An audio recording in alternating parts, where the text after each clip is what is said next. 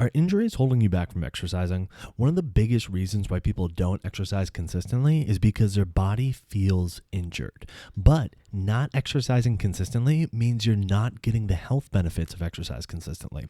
So what can be done about this? Should you just stop exercising altogether when you feel injured? Or are there different things that you can do in order to make sure that you can keep getting your workouts in?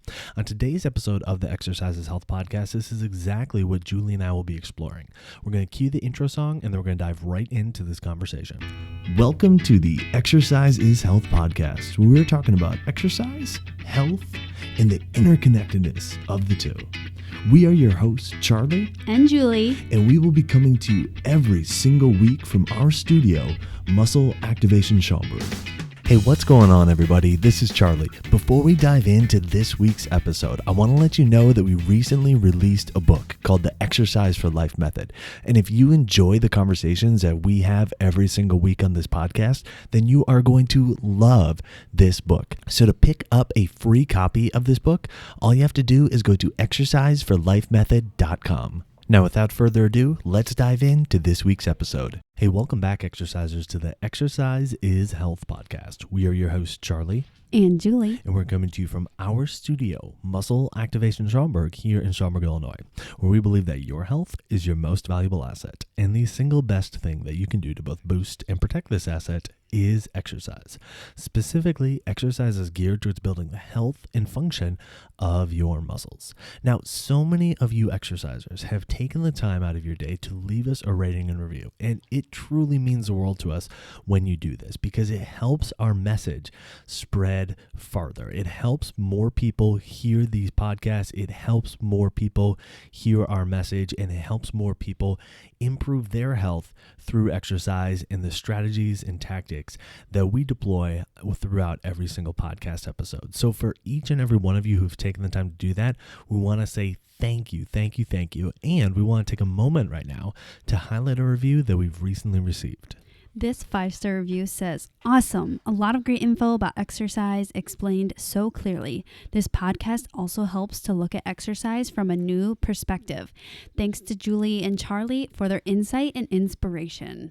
Thank you so much for this 5-star review. We hope today we're going to be really diving into a new perspective on how to exercise when you're injured. So if you're liking this content and you're listening now, please take a few minutes to go to your podcasting app, scroll to the very bottom, and give us a rating and review. You never know, you might hear your review on the podcast next week. Now, this week, Julie, like you said, we're going to be exploring this topic of injuries and exercising while injured. And I'm going to be honest with you, like, this is a kind of a touchy subject. And it's a touchy subject because if it's done incorrectly, like, there are a lot of issues that can come up. But we are firm believers that what we're going to be sharing with you today, if you follow it, there's a lot of potential benefit that can come from it. So what we are sharing today, it's not overriding your physician's opinion or anything like that, or anybody telling you, from your medical team that you shouldn't be exercising. Who we're speaking to today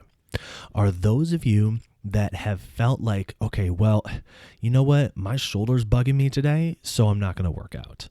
Or, you know what? My feet just aren't, feeling great today, so I'm not going to work out. So there's like a specific area of your body. It's not like you're just out of surgery or, you just fell downstairs or something like that. And you're like, oh my gosh, like my body has been through a serious trauma. You're experiencing some kind of symptom that you're not liking right now. And for whatever reason, that symptom is telling you that, it's the deciding factor that for today, you're just not going to exercise. And so we're speaking to you today, and we want to provide an alternative viewpoint that you're probably not going to get elsewhere, but to let you know that maybe there are some things that you can still be doing in order to improve your health. Absolutely, Charlie. And I think you brought up so many good points. And one of it is the specifications of what we're doing when we exercise. Like, have you ever heard of that idea of like, just do it? Or, you see someone exercising and I don't know, maybe they have bad form or whatever. And then we're like, yeah, well, at least they did it, and it's kind of like this general blanket of like exercise is all about just doing it. But, if we're going to get really cool results with exercise and be able to exercise consistently for years and years and years, no matter what stressors are happening mentally, emotionally in your schedule or physically, like there's a physical stress on your body, maybe you're injured in a certain area, we have to learn different exercise techniques that don't really fall under the category of just doing it. I think so often we're told just to not exercise when we're injured because most people know how to exercise by just doing it, which will lead to more injury. That's a huge problem. But there's a huge drawback. If you don't learn these specific techniques, how to exercise through physical injury, then we're going to go through repetitive times of not getting health benefits from exercise. And there's a problem. When you don't exercise, you don't get the health benefits, but also if you guys have listened for any amount of time, you probably already know this, but if you don't exercise, your health actually gets worse because our health maintains by exercise. It also has the opportunity to improve, but when you don't exercise, your health decreases.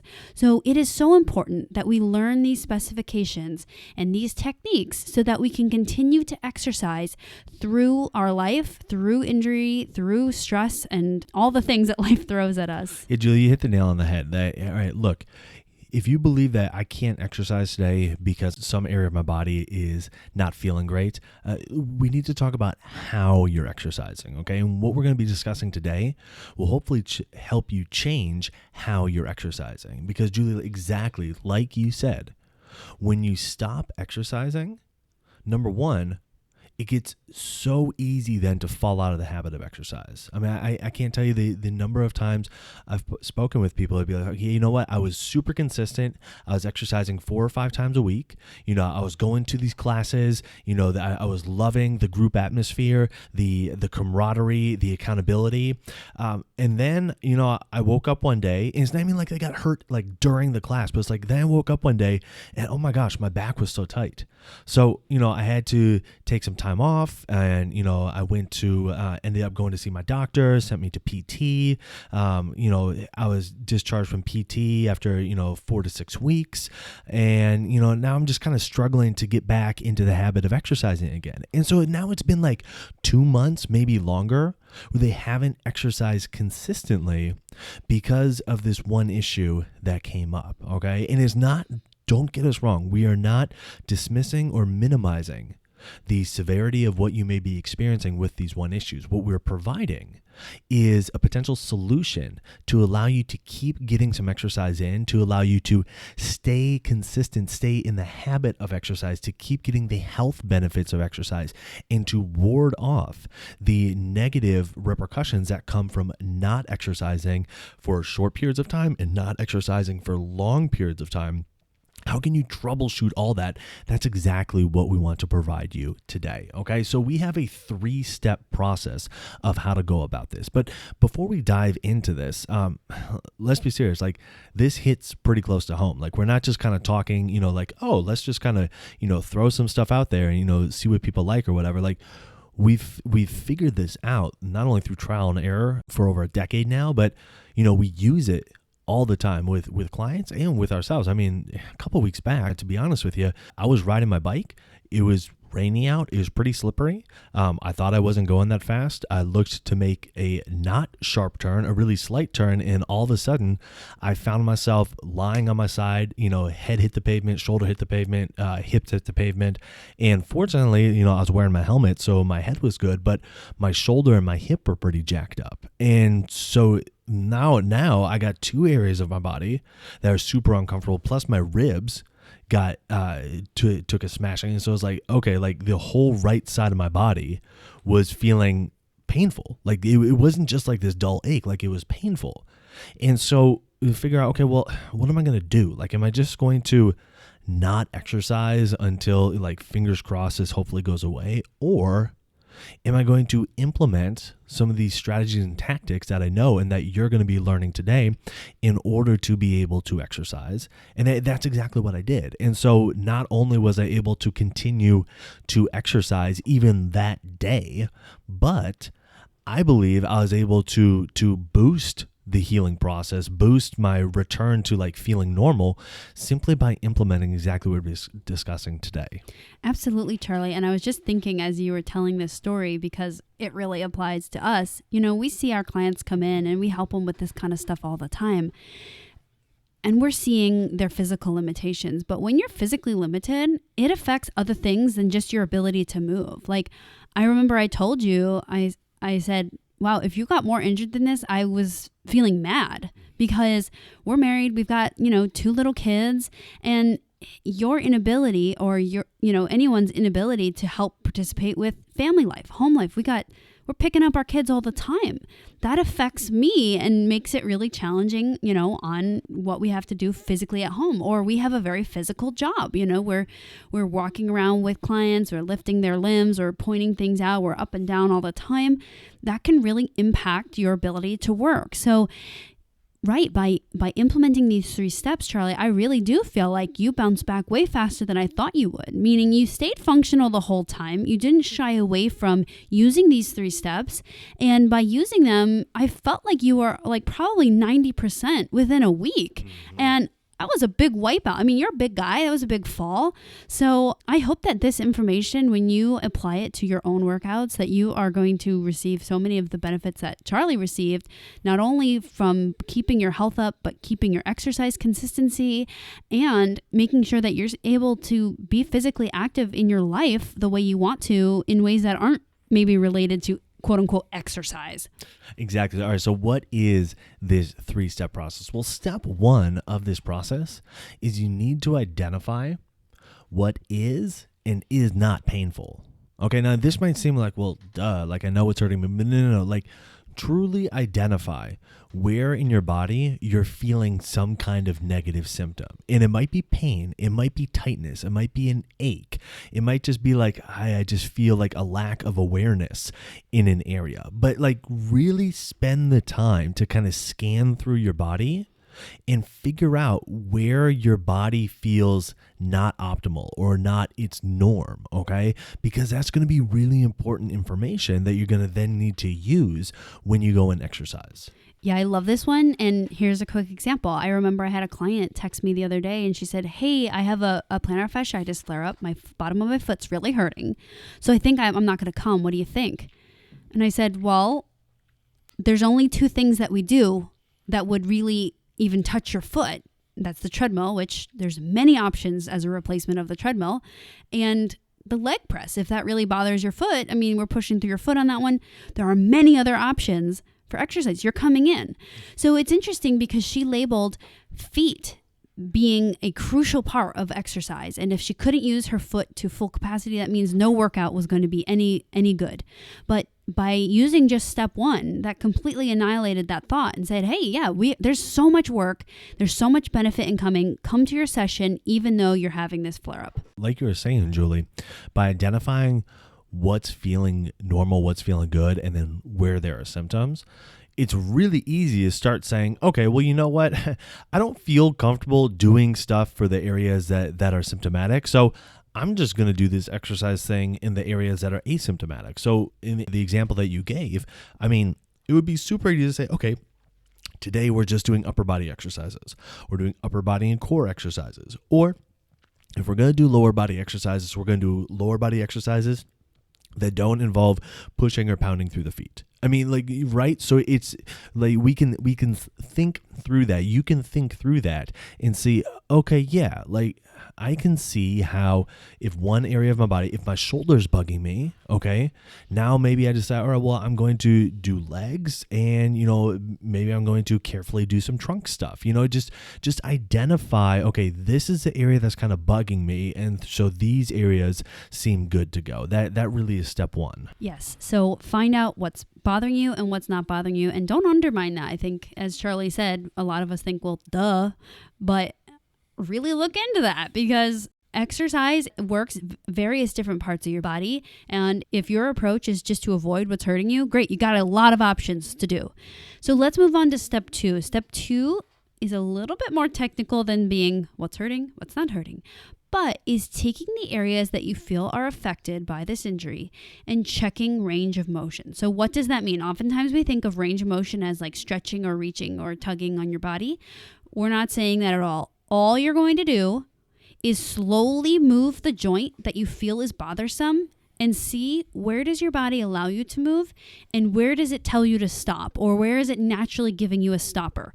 The stoppers that we have in our body are usually going to show themselves by being a symptom, right? It's like you're moving, and then it hurts. Okay, that's a stopper. Or in a feeling of tightness. And I always like to call it intentional tightness. So your body put that there. It's a stopper. So you're moving, and something tightens up. Great. The motion is done. Yeah, I remember when I had my bike crash, like I said, I landed on my right shoulder and, the entire right side of my body. But I remember doing exactly this. First doing that scan and seeing like, okay, did I break anything? And being like, okay, good. I didn't break anything. At least it doesn't appear that I broke anything, and kind of getting up off the ground and then immediately going, okay, well, let me see how my shoulder moves and, where my shoulder can move and see like, okay, yeah, this feels fine. Like, oh, all right, that kind of hurts there. And then, okay, that feels fine. Oh, that kind of hurts there. And what this does is it starts to map out in your mind, okay, this is what I'm going to call like my safe area. This is the area where right now, after this trauma or based on how my body's doing today, my body's saying, yeah, it's pretty okay if I operate within this area here. As soon as I start to feel that tightness or feel that pain or feel like, oh, I'm kind of losing awareness of, my muscles contracting or anything like that, now all of a sudden we're starting to get outside of that safe area. So we need to check that range of motion and kind of figure out, all right, how is my body moving, and where is what I'm going to call like, where is your safe area that your body says, yeah, it's okay for you to do stuff here, because if it wasn't, I would let you know by giving you some kind of sign or symptom.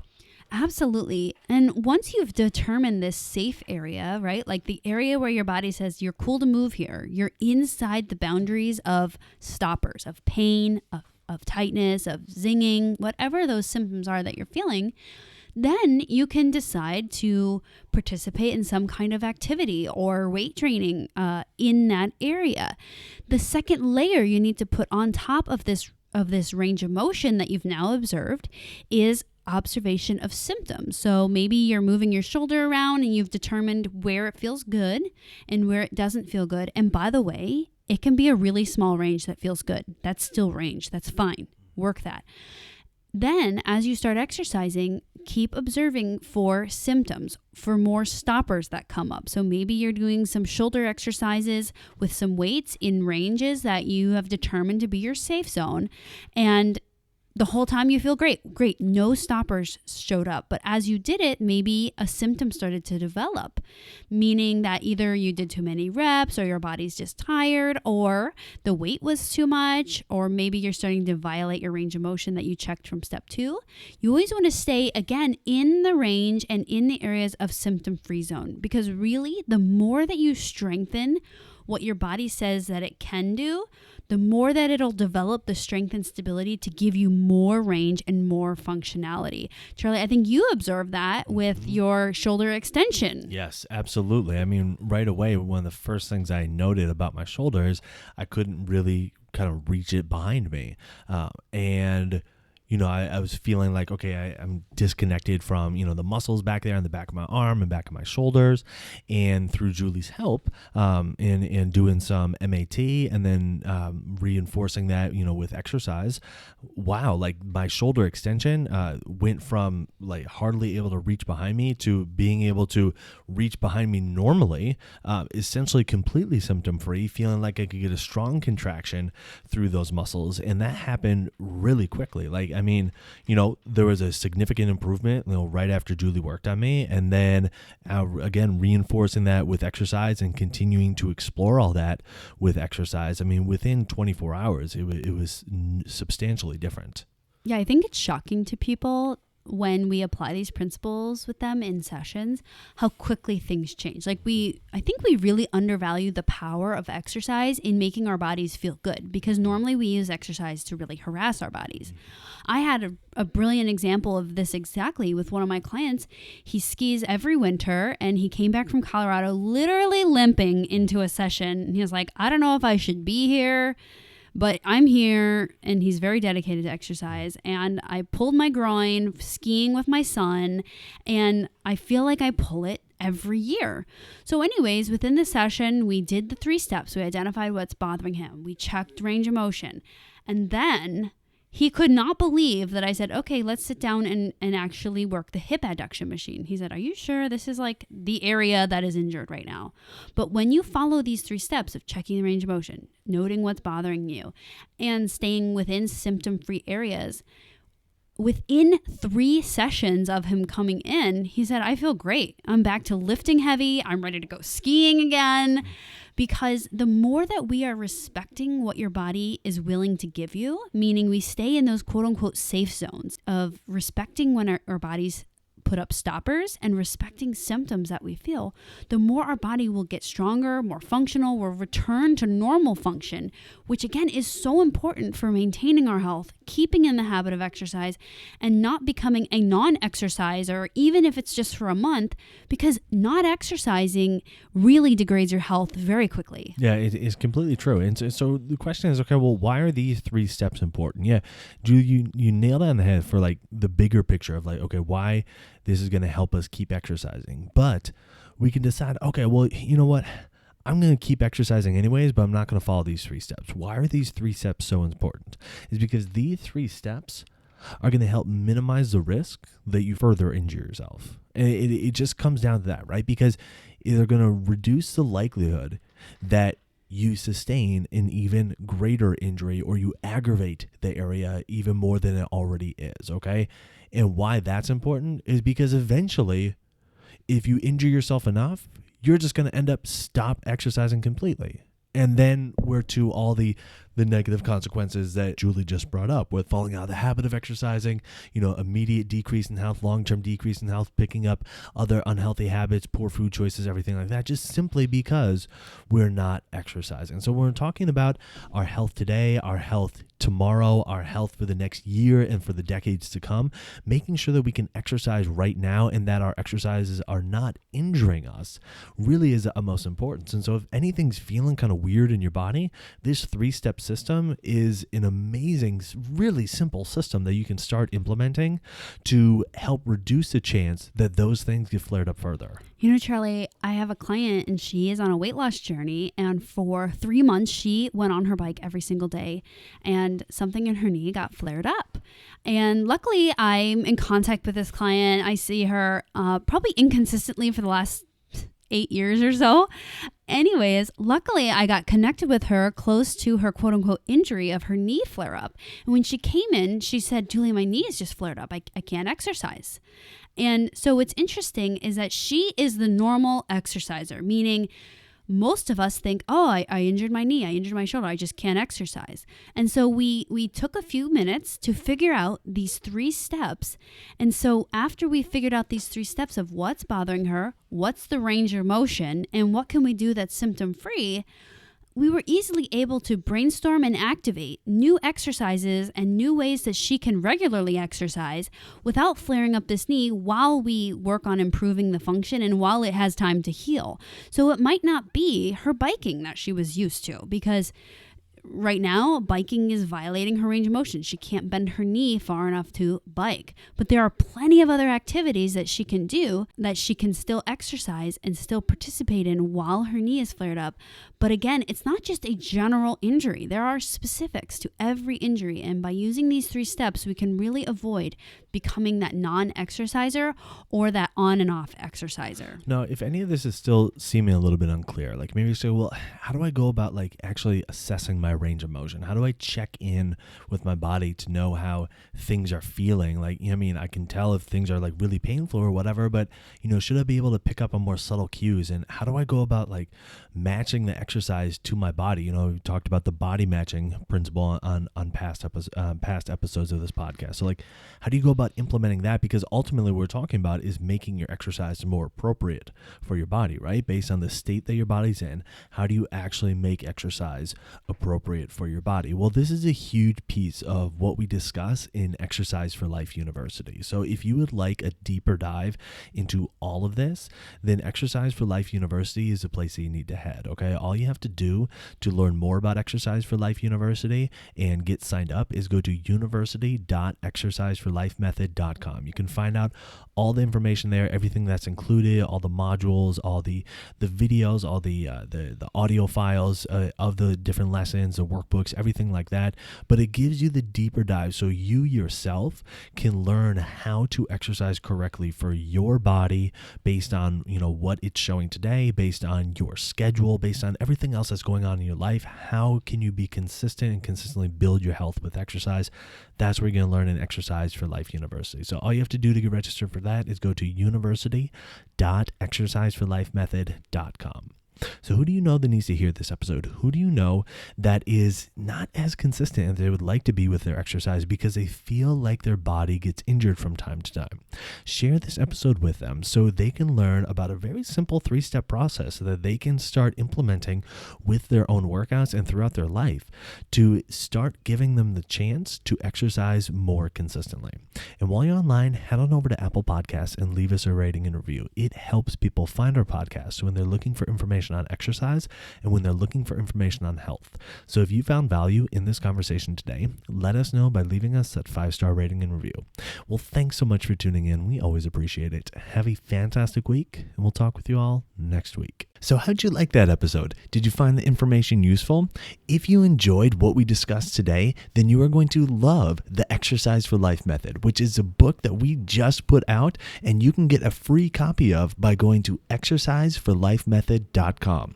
All we ask is that you pay for shipping and handling, so head there now and get your free copy, as well as some exclusive bonuses that you will get instant access to when you get the book. You can learn more and get your copy at exerciseforlifemethod.com.